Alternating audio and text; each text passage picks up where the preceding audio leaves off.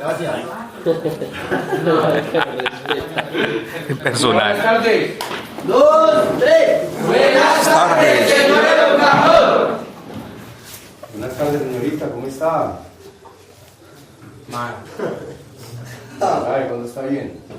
No hemos disposición para algo. Y tienen las horas, señores, un respeto a la clase que vamos a tener. Saluden a los señores. Buenas tardes.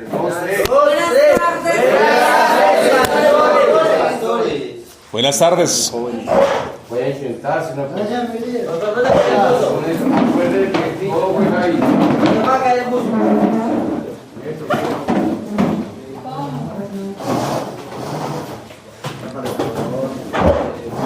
Buenas tardes entonces. Vamos a empezar hoy, muchachos, a meditar, Por favor. a reflexionar.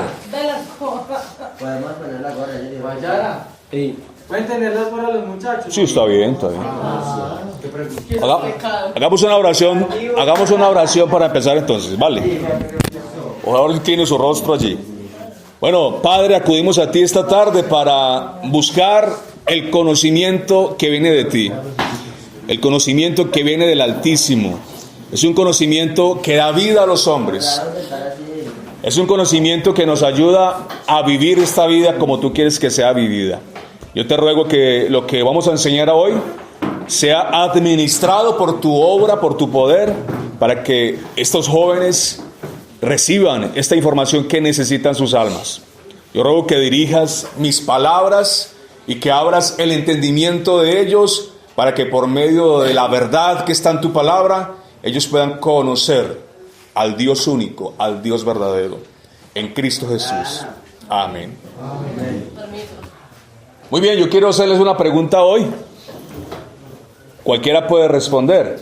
Cuando ustedes ven la cruz, o cuando ustedes hacen referencia a la crucifixión, ¿ustedes qué pueden ver ahí? ¿Qué entienden cuando ustedes ven la cruz? Disculpe, esa era una de las dudas que yo tenía para hacerle. Que para unos es símbolo de muerte y para nosotros, los católicos, es símbolo de vida. Sí, de eso vamos a hablar toda esta tarde. Entonces, vamos a exponer cada planteamiento. Pero tú, ¿qué piensas? ¿Tú qué opinas? Voy a empezar por conocer la opinión de ustedes. Cuando tú ves la cruz, para ti, ¿la cruz qué significa? El sufrimiento que tuvo Jesús. Sufrimiento. Por el Fe.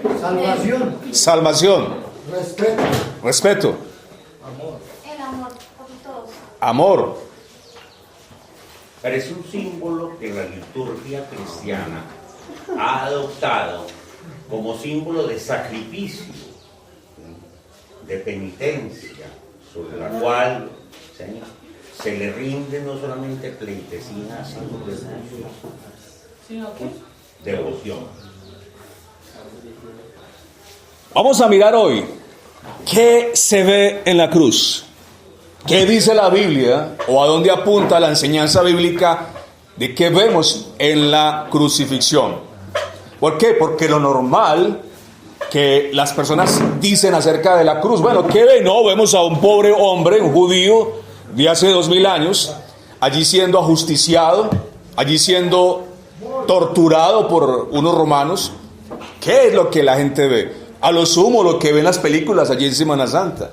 A lo sumo, si se vieron la película de Mel Gibson, que es como la más parecida, la más realista en lo que es una crucifixión, a lo sumo dan una opinión solamente allí, externa.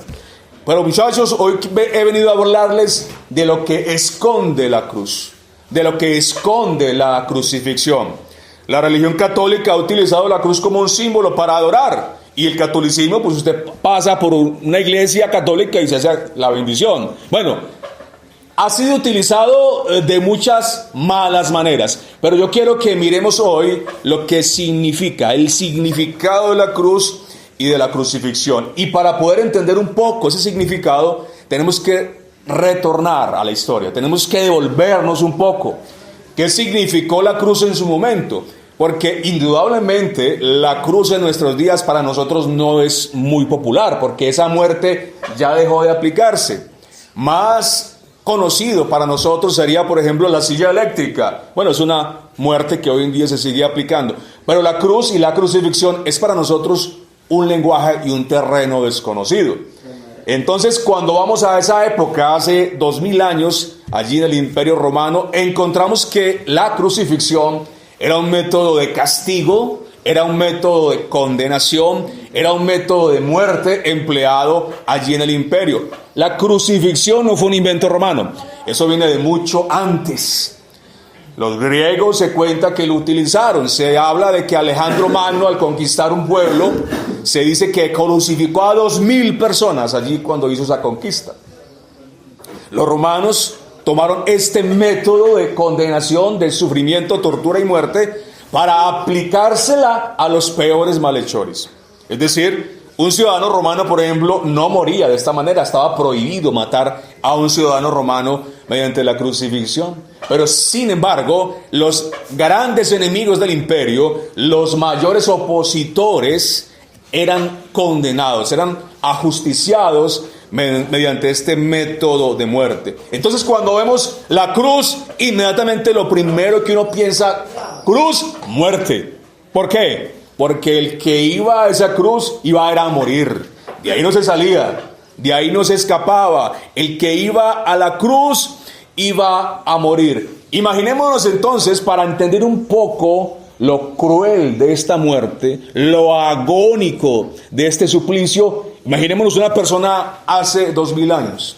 Entonces, allí es colocado, clavos, grandes clavos atraviesan sus manos, sus pies. Allí está indefenso.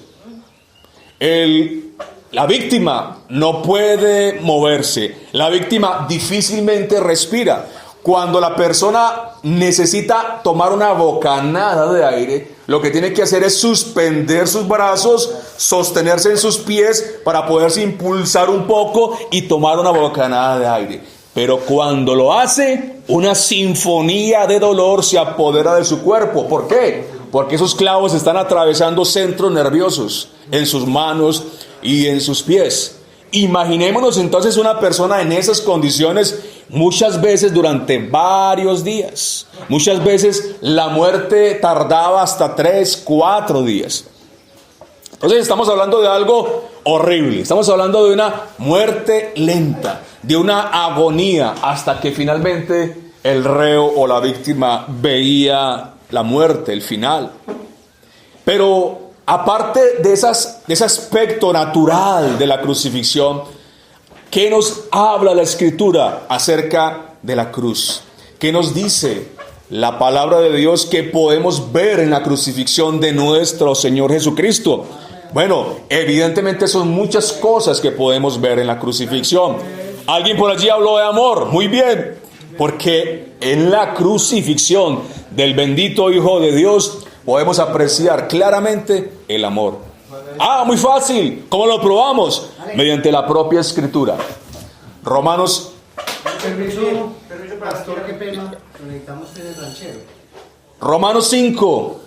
Romanos capítulo 5, versículo 8, por ejemplo, dice: mas Dios muestra su amor. Ahí está. Mas Dios muestra su amor para con nosotros. ¿En qué?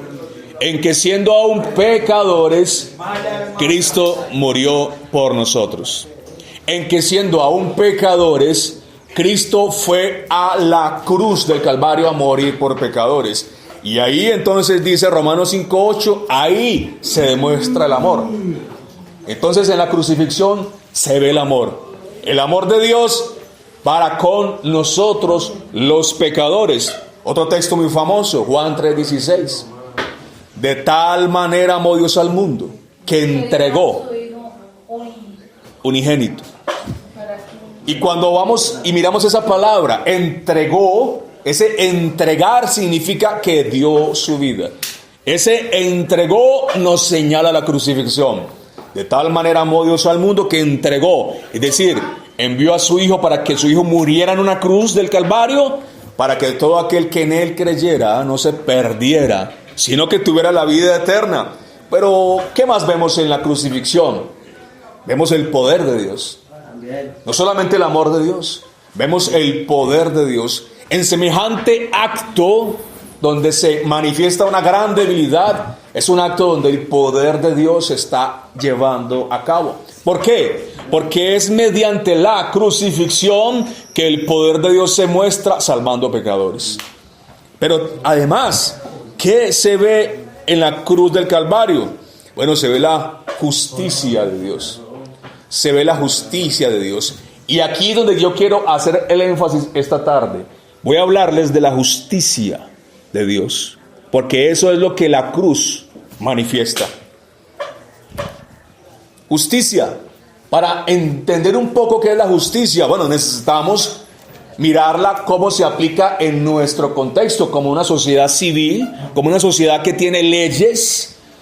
Entendamos y miramos y examinemos un poco cómo podemos visualizar esa palabrita, justicia, para poder después aplicarla al evangelio, a los conceptos bíblicos. Justicia, alguien que dé una opinión libre, ¿qué piensa que es justicia? ¿Cómo ve la justicia? Equidad. Equidad, o sea, igualdad. ¿Quién más da una opinión? Justicia. Cuando usted dice que se haga justicia. Igual trato. Valer derechos. Paz. Paz, tranquilidad. Más, una idea más. Verdad. Hacer lo debido, lo que hay que hacer. Hacer ver la verdad. Cuando el criminal comete el delito, cuando el violador asesino viola el niño y lo mata, y el juez, en lugar de meterlo a la cárcel, lo deja en libertad, ¿usted se pone contento con eso? No. ¿Usted qué dice? No hay justicia. No hay justicia. Usted dice, ¿qué es esto? ¿Por qué la justicia no se está aplicando? Es como también como reprender, como obediencia, como... Justicia es darle al delincuente lo que la ley estipula. Si el delincuente comete un delito tipificado por la ley civil, por la ley penal, ¿qué debe hacer el juez? Correctamente, establecer la pena que la ley establece, ¿sí o no? Pero ¿qué vemos nosotros? Injusticia. Injusticia. Y no solamente eso, la injusticia también se ve en otro sentido. ¿Cuándo? Cuando el señor o la señora inocente del delito le dicen y le inventan testimonios falsos y luego lo condenan. Entonces la injusticia no solamente se ve en que el culpable es declarado inocente, también usted puede ver la injusticia cuando el inocente es condenado. Sí, entonces tenemos un concepto, tenemos una idea de justicia. Entonces, ¿qué grita su alma? ¿Qué grita su conciencia? Grita, hágase justicia. Hace poquito, hace unos meses, cuando este arquitecto, ustedes pudieron ver las noticias, el arquitecto Uribe Noguera, que asesinó y violó a una niña de apellido Sambolí. No sé si ustedes se darían cuenta de ese de ese episodio. Bueno, este individuo cometió un acto atroz. Y mientras el individuo lo llevaron por allá, el hermano, ¿no? Lo llevó por allá a una clínica de reposo para hacerlo pasar por loco. Por ¿cierto? trastornado, sí. Por trastornado. ¿Para qué? Para que no hay ley, o sea, para Para evadir la justicia. Para evadir la justicia. ¿Qué vieron ustedes en televisión, en los noticieros? Ustedes vieron que en la clínica donde estaba ese señor allí guardado, pasaban todo el mundo a darle patas a esa clínica. Se hizo allí una romería de una gran multitud y todos gritaban a lo unísono: ¡justicia! ¡Queremos justicia! Tenemos entonces un principio de justicia. Y yo me pregunto, muchachos, ¿por qué eso está en ustedes? ¿Por qué eso está en mí? ¿Por qué eso está en todos los hombres? Independientemente de que tengan la fe verdadera, independientemente de que crean o no en Cristo, porque el hombre demanda justicia. Porque el hombre tiene dentro de sí algo por allá adentro que dice: la justicia tiene que ser satisfecha. Se deben aplicar las sentencias. El justo tiene que ser declarado justo. El culpable tiene que ser condenado. Bueno, eso viene muy sencillo. Hay una explicación para eso. nosotros somos creados a la imagen y semejanza de Dios. Aunque la imagen está distorsionada en nosotros por causa del pecado, aún se conservan rasgos de lo que en teología se llama rasgos comunicables o atributos comunicables de Dios. Bueno, Dios no es energía, Dios es persona. Y una persona tiene un carácter. Y una persona tiene amor, misericordia, ira. Y Dios tiene todo eso. Y uno de los aspectos de su carácter es su justicia perfecta. Su justicia perfecta.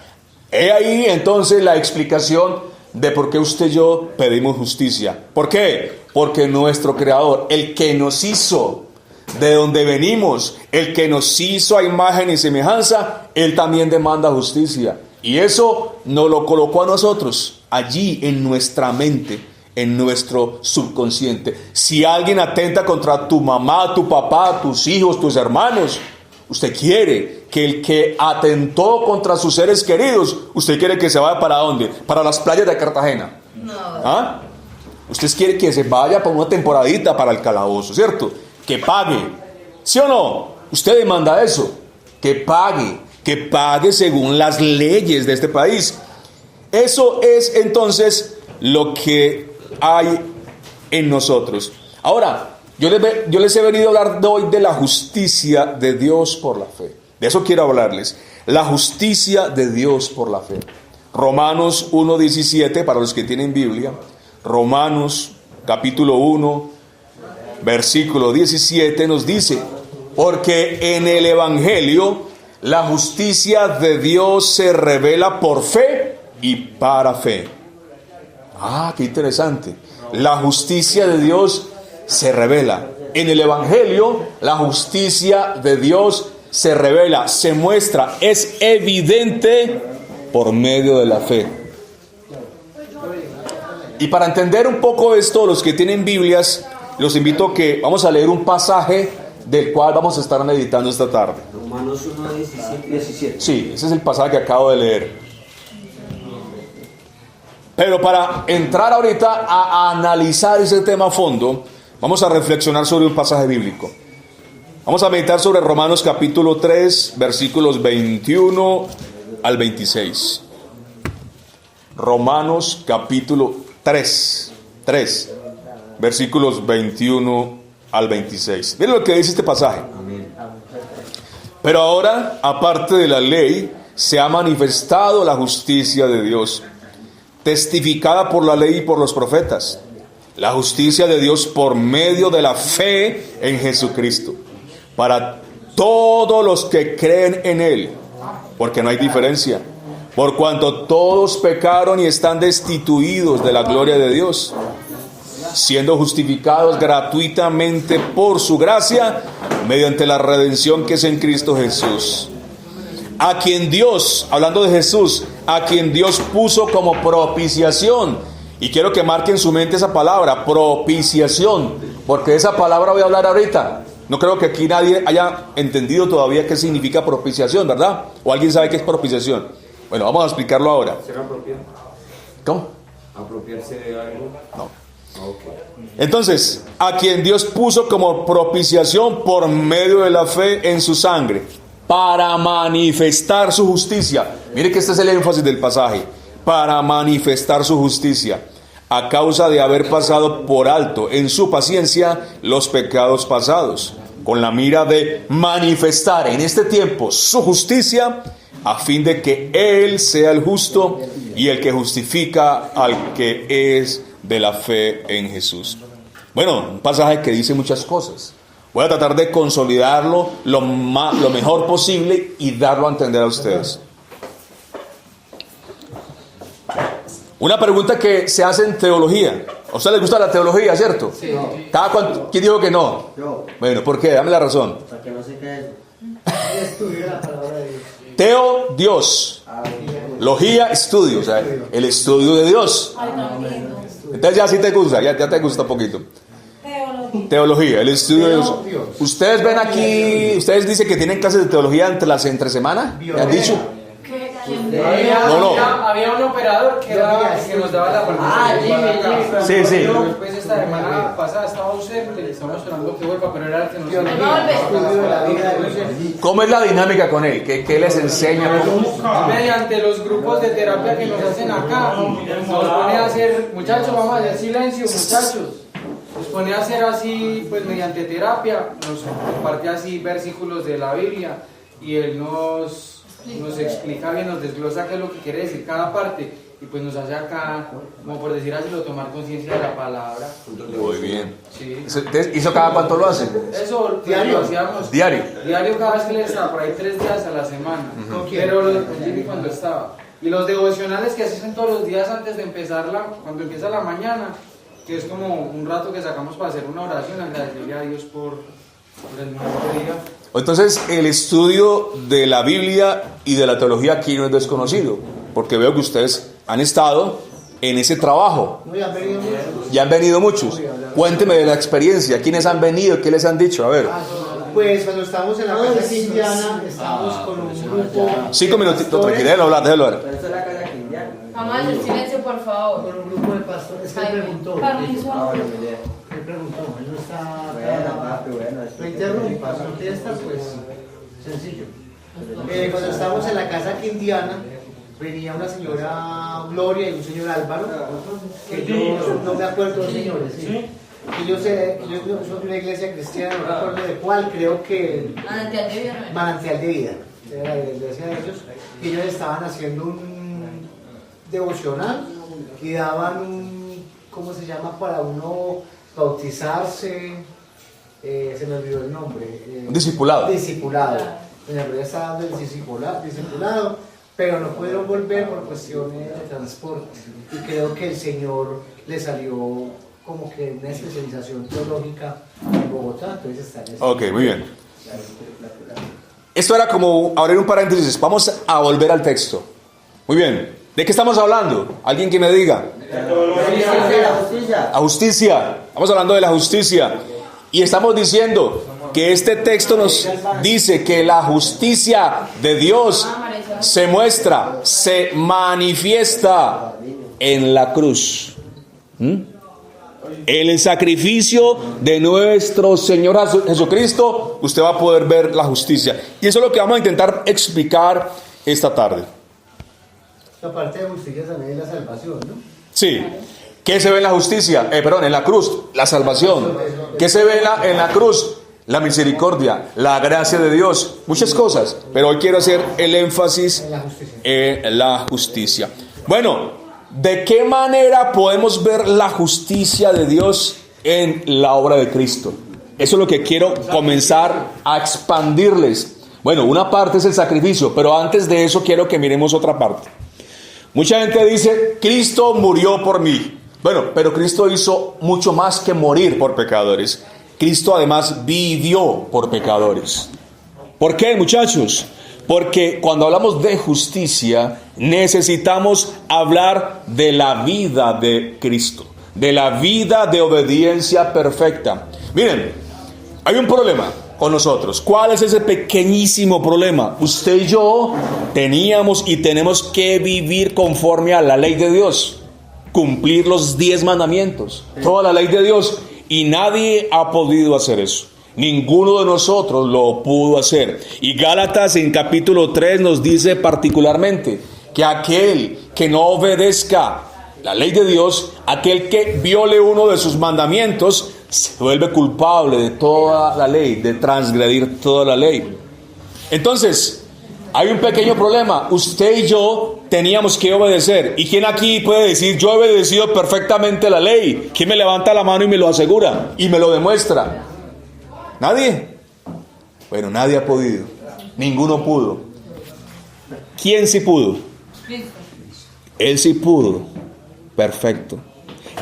Desde el nacimiento hasta la muerte, desde la cuna hasta la tumba, Cristo, el Hijo de Dios, vivió perfectamente de acuerdo a la ley.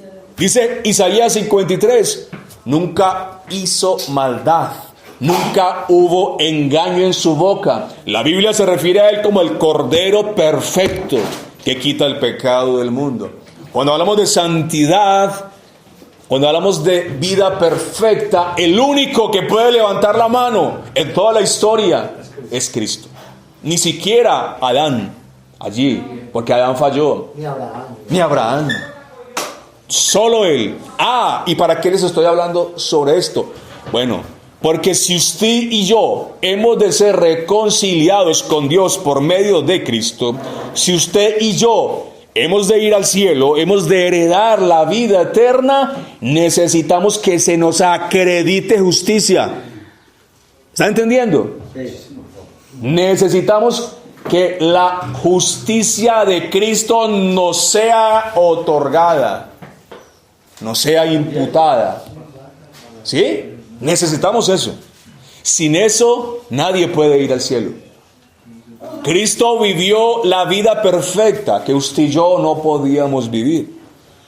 Y cuando una persona cree en su nombre, cuando una persona recibe por la fe lo que yo les decía hace 8 días, mira con fe al que fue levantado en el madero y dice, creo en ese Salvador.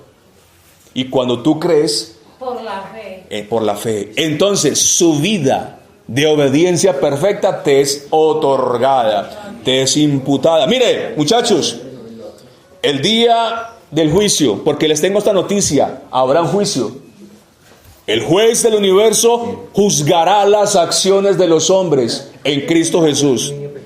En un día que está determinado en la historia, y concéntrense en acá, un día que será determinado en la historia, Dios juzgará a vivos y a muertos. Entonces, imagínense cada uno de ustedes llegando donde el juez perfecto del universo. Fulano de tal, aquí está. Preséntame tu expediente. Preséntame tu hoja de vida. Permítame esta ilustración. Es aquí, ¿cuál es? Me acuerdo su nombre. Caterina. Entonces llega el día, ese día, el día del juicio, y presenta su expediente. ¿Cómo creen ustedes que estará el expediente de ella? ¿Estás seguro? ¿Cómo crees que estará el tuyo? Malo, malísimo, pésimo. ¿El tuyo? Malo. ¿El tuyo? Mentira, el mío no está tan malo. No está tan malo, no. ¿Qué tiene? ¿Qué tiene? A ver, ¿alguien tiene algo de bueno por ahí? A ver, ¿qué tiene de bueno? Credenciales, ¿cuáles son las credenciales? Está regular. Está regular. Bien, mira. Para tú ser declarada justa, inocente en el día del juicio, ¿sabe cómo tiene que estar tu expediente?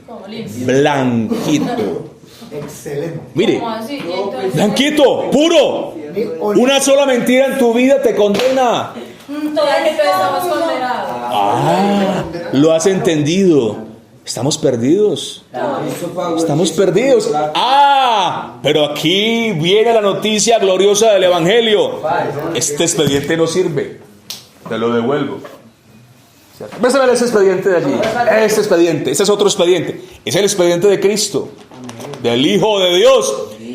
Bueno, si tú miras como yo te enseñé ahora 8 días, si tú miras al Salvador y pones tu confianza en Él y solo en Él, y crees para salvación, el día del juicio tú irás a ese juicio, pero no vas a presentar tu expediente. Tú vas a presentar otro expediente. Aquí está mi expediente. A ver, miremos tu expediente. Perfecto, limpio, porque es el expediente de Jesús. ¿Ya has entendido? ¿Ya has entendido? O sea que podemos pensar mal y mostrarla clara. ¿Cómo? Tenemos tiempo para arrepentirnos. ¿Ese es un expediente o cómo es? Sí. Que Jesús es el camino y la vida. Mira, el expediente tú lo adquieres cuando tú crees verdaderamente. Cuando tú miras a Jesús con fe, ese expediente ya es tuyo. He ahí cuando yo le digo que necesitamos que se nos otorgue la justicia de un sustituto. Necesitamos un sustituto. La justicia, que es la vida perfecta de obediencia del Hijo de Dios, esa vida de obediencia se nos otorga. Es mía, se nos concede ahora por medio del creer. Ojo, atrás, aquí por favor. Esa vida se nos concede ahora a nosotros, no por medio del obrar, no por medio del ir a Monserrate de rodillas, no por medio de pegarse látigos en la espalda, no señor. Esa vida de justicia se te acredita a ti por la sola fe. Eso es lo que estamos hablando en este pasaje. Manifestó su justicia por medio de la fe. Por medio de la fe. ¿Es enredado? ¿Es complicado? ¿Es misterioso? El mensaje del Evangelio no es complicado. Muchos lo han hecho complicado. Pero el mensaje del Evangelio y el mensaje de salvación es sencillo. Cree y serás salvo. Mira con fe al Señor de los pecadores y serás salvo. Al que cree todo le es posible. Somos aceptados por creer, no por obrar. Pero eso sí, una vez hemos creído verdaderamente, esa fe nos tendrá que llevar a obrar. O sea que no es como tú dices, hagamos lo que se nos dé la gana, que ya el expediente ya lo tengo. Ya tengo el expediente de Cristo, ahora paremos en la cabeza. No. Así no es. Así no es.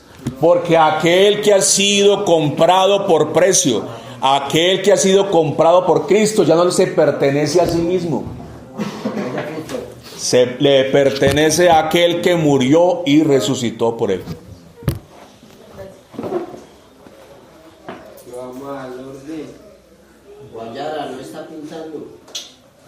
Entonces, necesitamos que la obediencia de Cristo se nos impute.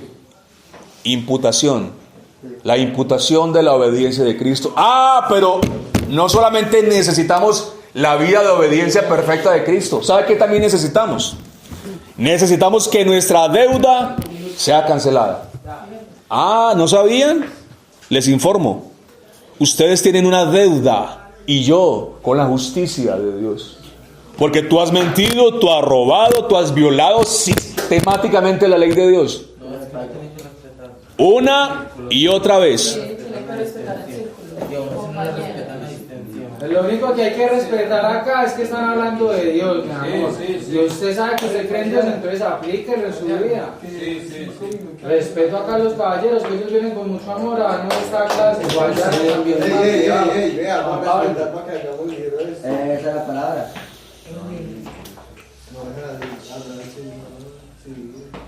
Una vez retorna la calma, sigo.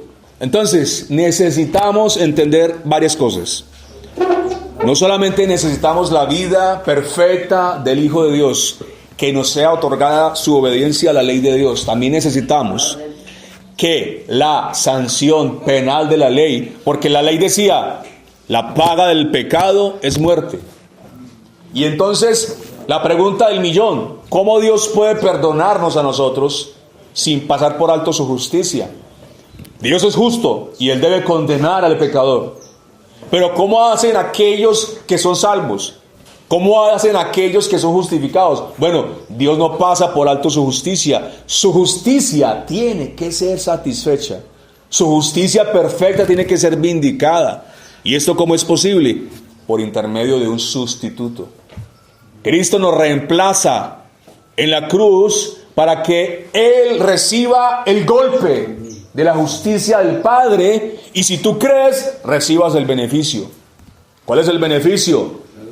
Declarado justo. Ese es el beneficio.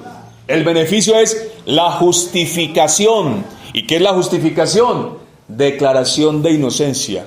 Inocencia, ese día que te presentes en el trono para ser juzgado por todas tus obras. Sí, creo que han entendido. Dios entonces nos imputa su justicia por medio de la obediencia de nuestro Señor Jesucristo.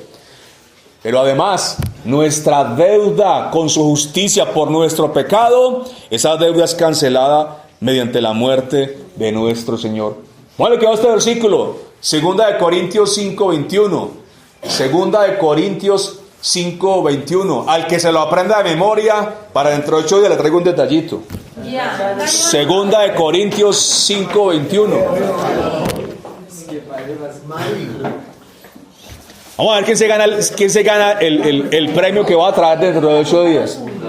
Ah, eso está en Romanos, sí que dice. Segunda de Corintios 5. ¿Qué nos da milagros? No, es corto. Anote para que le haga un Por eso.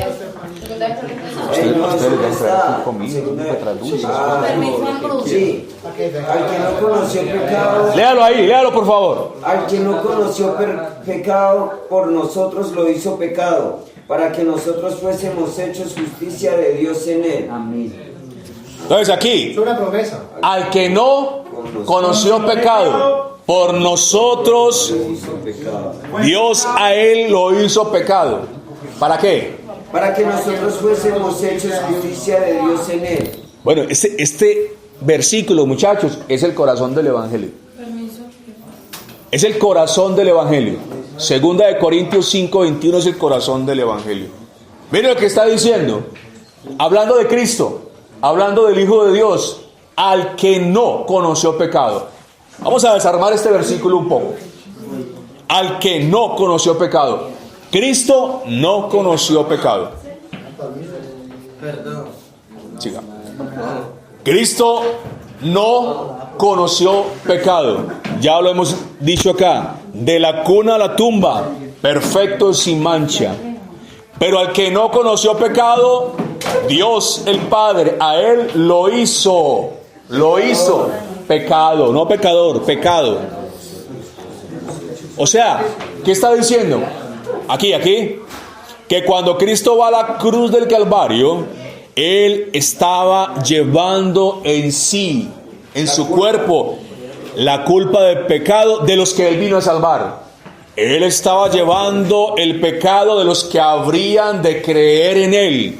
O sea que eso también puede ser como, se puede unir o puede ser continuación de aquel que dice, dame tu carga que es pesada y dura y yo te doy la mía que es ligera y liviana.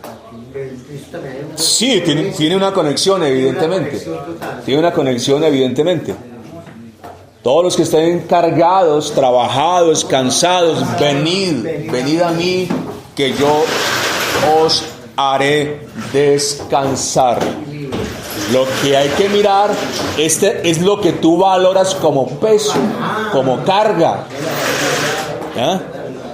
Porque alguien puede valorar como carga o como peso el que no tiene dinero. Y hacer una mala valoración. Y ese pasaje no apunta a lo natural. Ese pasaje apunta a un sentir espiritual. Es más que todo, como digo, las culpas, el remordimiento, por lo que yo mantengo, eso que yo mantengo pensando y que no puedo superarlo, digamos, cuando yo llego a esta condición de adicto, que yo quiero recuperarme, pero en realidad salgo a la calle y mi carácter no me deja y vuelvo y caigo y llevo esta cruz, entonces es como Pero digo que- falta de fe, ¿cierto? Sí, pero lo que quiero que ustedes puedan ver es más allá de eso.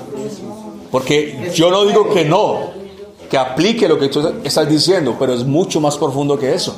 ¿Sí? ¿Por qué? Porque cuando nosotros creemos, hay algo que pasa en nuestro interior. Nosotros, la fe, el conocimiento de la Biblia, nos hace conscientes de una realidad: la carga y el peso del pecado. Ese es el problema.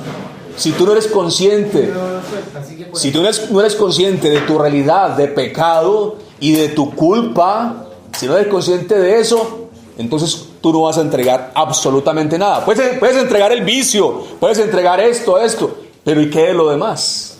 Sí, porque yo creo que ya lo último es como el consumo, a lo que llevo como es mi último paso, pero es un proceso larguísimo de pecados y de pecados y de pecados que me llegaron fue a ese punto, ¿cierto? A estar yo ya mal y a yo, digamos, esclavizarme con algo que es directamente de la oscuridad, que es directamente del enemigo, ¿cierto? Es correcto.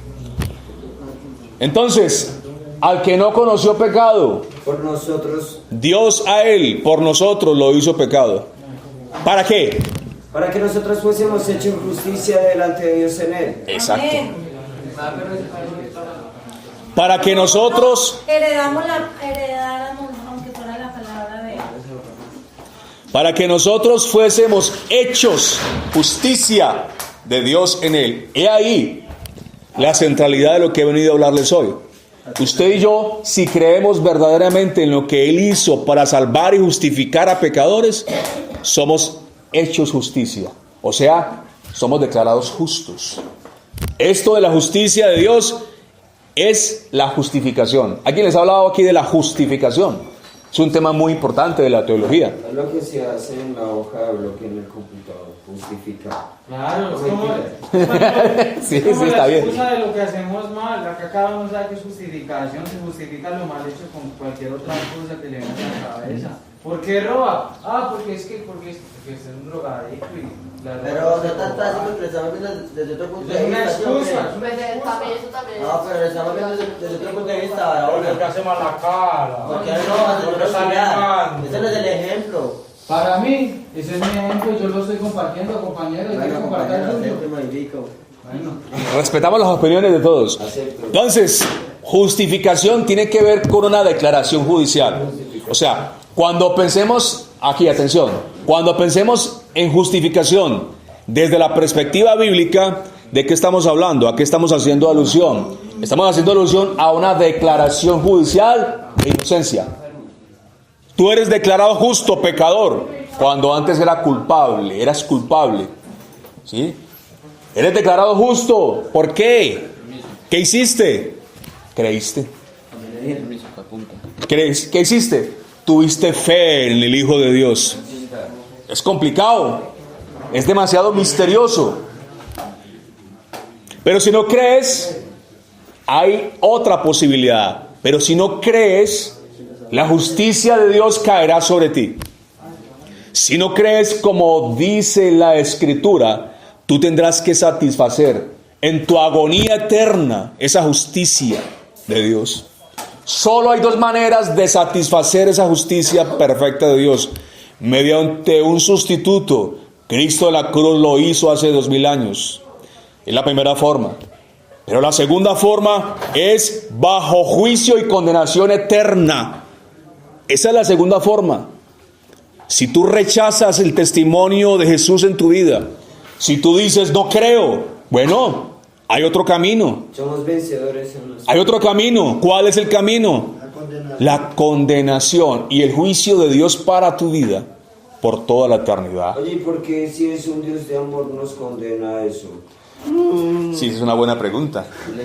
Y es la pregunta que se hacen todos en el evangelicalismo moderno. ¿Por qué si Dios es un Dios de amor, por qué Dios condena? Bueno, quiero que ustedes entiendan algo. El amor de Dios y la ira de Dios no son incompatibles. No son incompatibles. A ver, un ejemplo. ¿Aquí quién tiene hijos? Yo. Pero que los quieran, los ames. Usted ama a tu hijo. Claro. Muy bien. Amor. Listo. Ahora miremos lo siguiente. Tú vas con tu hijo. ¿Es un niño o una niña? Niño. Tú vas con tu niño caminando por la calle y viene una persona a agredir a tu muchacho. Viene a ofender a tu muchacho. Viene a golpearlo, viene a ultrajarlo. ¿Usted qué hará? ¿Usted se pondrá a reírse ahí a la carcajada? Usted Defiende. va a manifestar ira. ¿Sí o no? Claro. Es lógico. Es lógico. Porque es que el que ama se aira.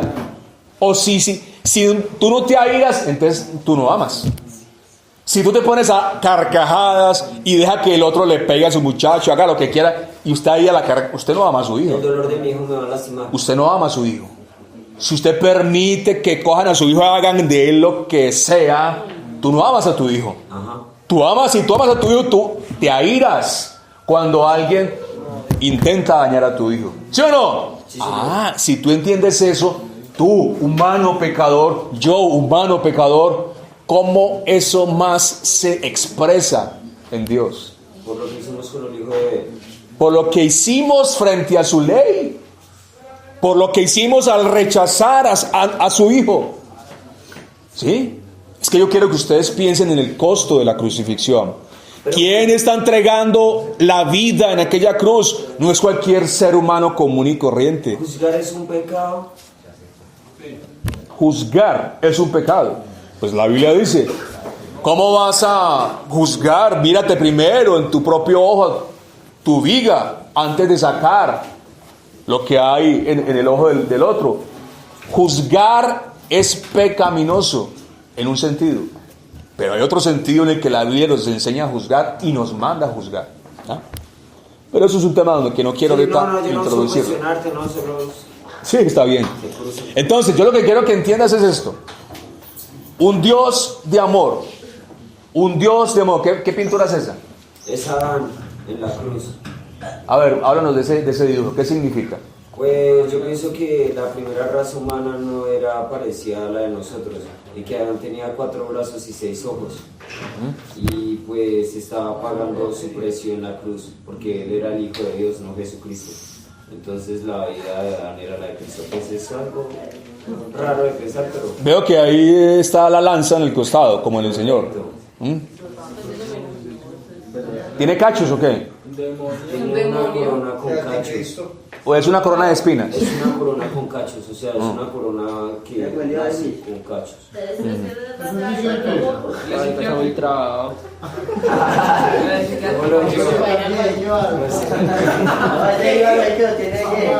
Sí, pero lastimosamente son secuelas de uno estar en consumo y de estar viendo programas y mezclar las historias con lo que no cree, y ahí nace imaginación. Pero ¿tú no has estado cerca de fuentes satánicas, cosas así? ¿Satánicas? Sí. Creo que han sido más las series animadas, series anime, japonés, y eso lo mezclan mucho. Eso tiene mucho, sí. Tiene muchos simbolismos. Bueno, aquí, atención, voy a terminar. Ahí se me miran. Eso sí les gustó. Porque ya voy a terminar. Muy bien. Me interesa que esta enseñanza de hoy quede clara. He hablado hoy de la justicia de Dios. ¿Cómo accedes tú a esa justicia? Mediante la fe. Claro, la fe en la verdad. Mediante el creer. ¿Cómo adquieres tú? ¿Cómo se te imputa la justicia? Mediante la fe. Ahora, esa justicia tiene que ver con 2 elementos. Uno, la justicia que es conforme a una vida de obediencia. Esa nos la da nuestro Señor. Pero también esa justicia tiene otra perspectiva, otro enfoque. ¿Cuál? La que se ve en la crucifixión. Allí el Cordero de Dios que quita el pecado del mundo está muriendo en sustitución de los pecadores. ¿Eso se favorece en todos los seres humanos? Pregunto. ¿Aplica para todos los seres humanos? ¿Sí? ¿Por qué? Pues no sé, pues dice no. O sea, quiero decir, sí, va para todos los seres humanos. Siendo claro que dice que los que no creen en Dios no podrán, digamos que, llegar a esa justicia. Porque no creen, exactamente, porque no creen. Entonces, como si no creen, entonces ¿cómo van a ser justos si no creen en eso? Hitler murió. Él no creyó, hasta donde yo sé, en los registros, él no creyó. Él modificó la Biblia. Él modificó la Biblia, no sabía. No quería los judíos, los que escribieron la Biblia. Entonces, ¿Y la modificó? si Hitler no creyó, Hitler tiene que pagar, ¿cierto? ¿O ustedes creen que matar a 50 millones en la Segunda Guerra Mundial, 6 millones de judíos? ¿Cree que eso se tiene que pasar por encima? Ah, usted sí demanda justicia, que Hitler sea condenado, ¿sí o no? Pero cuando usted se mira a usted mismo, para usted mismo, ¿usted qué dice? No, para mí sí clemencia, ¿cierto? ¿O sí? ¿O qué? ¿O para usted sí? ¿Para usted no? Algo consideran que un anticristo. ¿Qué? ¿Sí ve? Nosotros queremos justicia para los de afuera, para el otro, pero para acá no. No, yo soy buena persona. Yo soy buena gente. Bueno, esa justicia es para todos. Y cada uno de los que hemos fallado la ley de Dios merecemos recibir justamente la justicia de Dios. Bueno, pero la noticia buena del Evangelio es que si crees, Cristo en la cruz se interpuso para que esa justicia no se aplicara a ti, sino que Él la absorbió. No queda justicia para el que cree en Cristo. ¿Por qué? Porque Él la absorbió toda en la cruz. Ese es el Evangelio, muchachos. Creer en aquel que absorbió la ira del Padre, aquel que recibió el golpe de la justicia del Padre.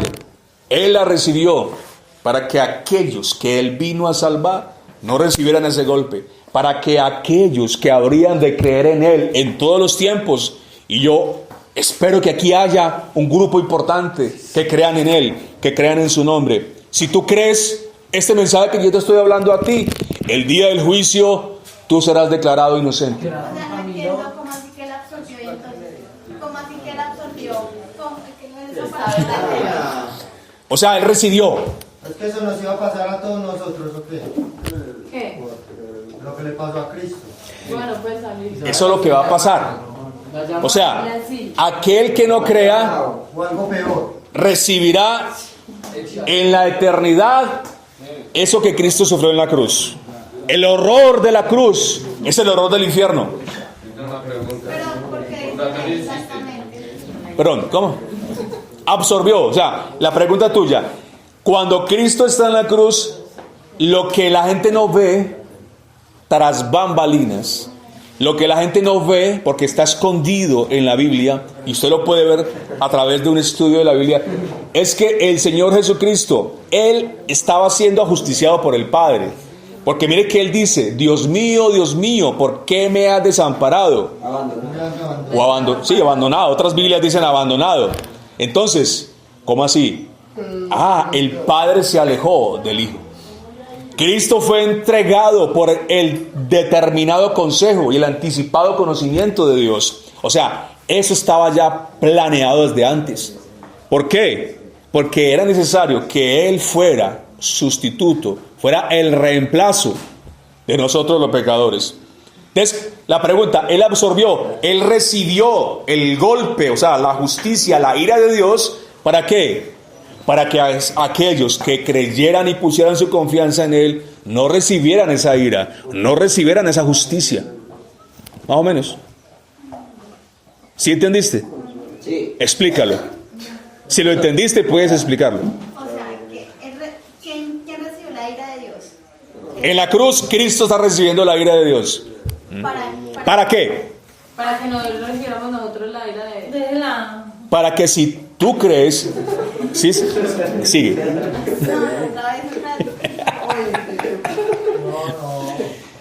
A ver, explícale tú a ella. Explícale tú a ella. Vamos.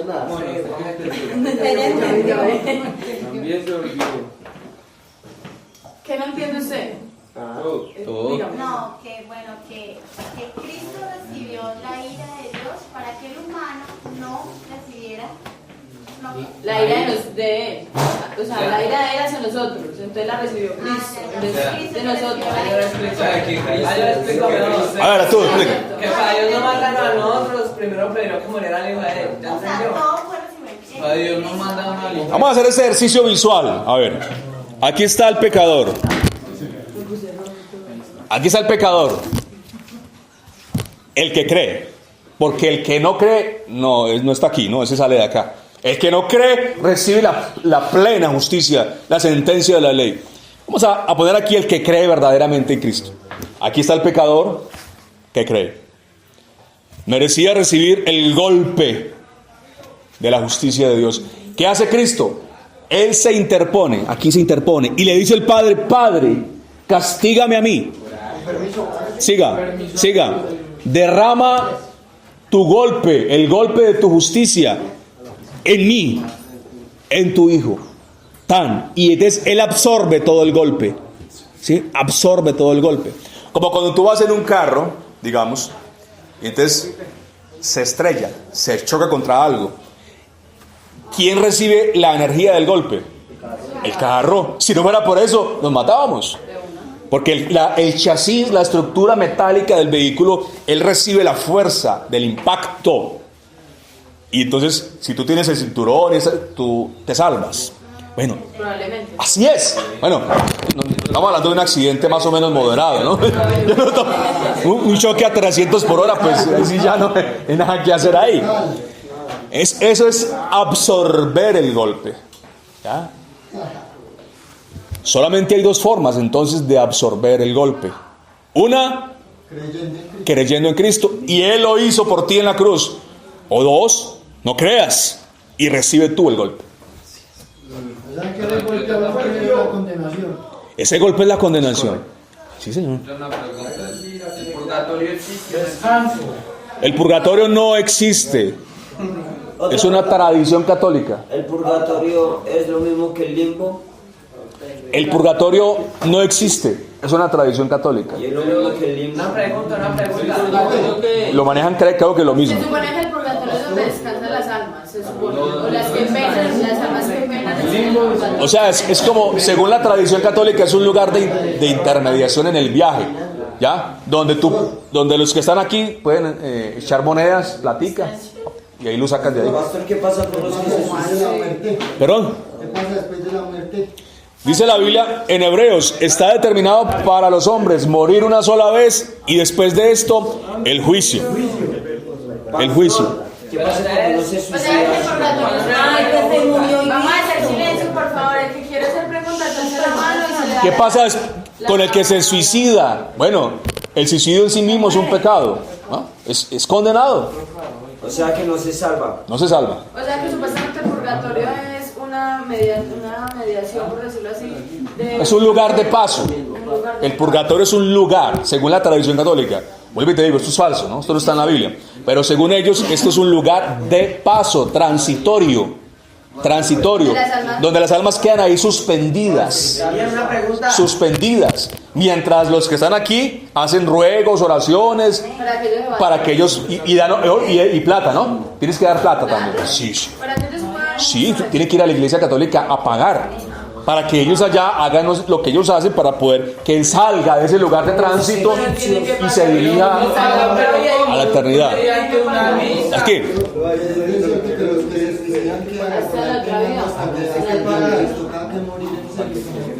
Bueno, hay una historia. Espera, yo le respondo a él. Hay una historia en la Biblia que nos puede ilustrar eso. Dice que había una historia importante. Les va a gustar. Había una vez un hombre llamado, bueno, el rico, llamémoslo así, el rico, y el otro era Lázaro. ¿Sabe la historia? Bueno, y resulta que Lázaro era mendigo, y Lázaro estaba tirado ahí a las afueras de la casa del hombre rico y comía de las migajas que el rico le daba, y estaba pues lleno de llagas y estaba muy mal el Lázaro. Y en cambio el rico, él tenía banquetes todo el tiempo. Pero no, era un hombre malo, era un hombre que no se acordaba de Dios, y ambos murieron. ¿Y qué pasó inmediatamente después de que murieron? Bueno, Lázaro fue llevado al seno de Abraham, o lo que es lo mismo, al paraíso. El ladrón que estaba en la cruz, el Señor le dice, hoy mismo estarás conmigo en el paraíso. Entonces el que es salvo en el momento de morir, inmediatamente parte a la presencia de Dios, en el paraíso. Pero no así con los que no creen. El rico, malo, incrédulo, dice la Biblia que despertó en un lugar de tormento. ¿Dónde están entonces los que se suicidan? ¿Dónde están todos los que mueren sin arrepentirse de sus pecados? En un lugar de tormento. ¿Cómo se llamaría el lugar?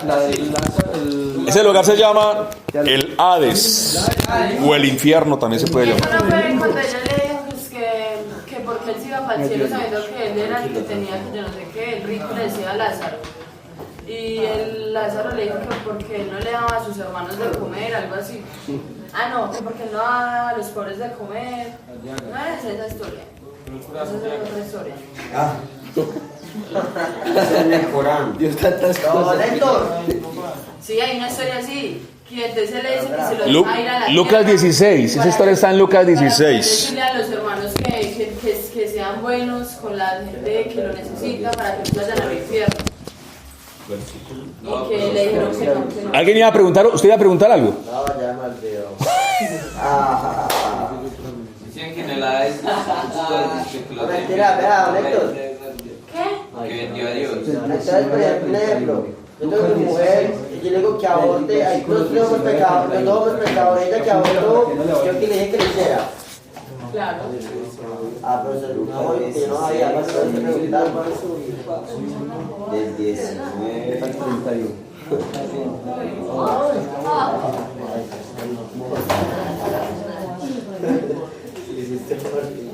Bueno, preguntas más, ya para terminar. ¿Está bien así? ¿Entendiste? No, voy a llamar a la chica. Patricia. Alicia, ¿entendió Alicia?